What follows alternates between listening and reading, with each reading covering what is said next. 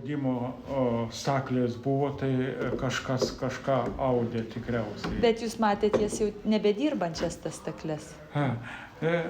Taip, jos jau, žinot, kai prasidėjo mirtis, iš kaimo į vieną miestelį, po to tėvai išmirė, mes tas audimo stakles palikom ir kažkas iš tėvo giminės audė. Mama neaudė. Reikia dar priedo yra laikoma. Mama apie 50 metų mokytojavo, tai ten nebuvo galimybės.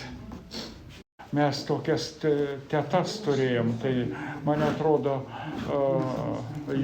jos prieš okupaciją ūkininkės buvo ir man atrodo, jos ir tas stakles turėjo. Ten tokia nedėkinga situacija.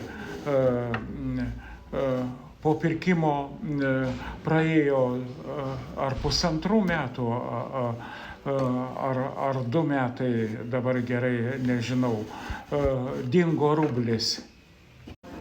Namus pardavėme miestelio, rajono centras miestelis, už 19 000, atėjo talonai ir suma sumarum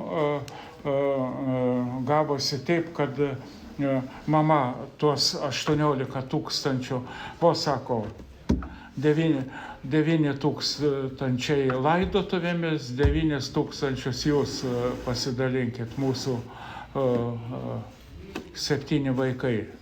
Iš tų 9 000 motina nesugebėjo grabo nupirkti. Tokia istorija.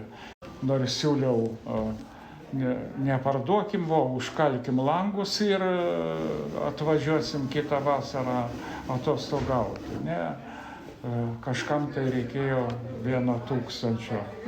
Aš iš šiaurės Lietuvos yra toks Pakruojis. Mama netgi per visą sovietmetį tautinę vėliavą išsaugojo. Dar jinai suspėjo 39 metais baigti Kauno Vytauto didžiojo universiteto gamtos fakultetą. Bet kai vaikai pasipylė, sesuo vyriausia 41 gimė, po to 45 brolis, ir visi mokslai pasibaigė. Jinai visą 44 ar 45 metus pradirbo mokytoju.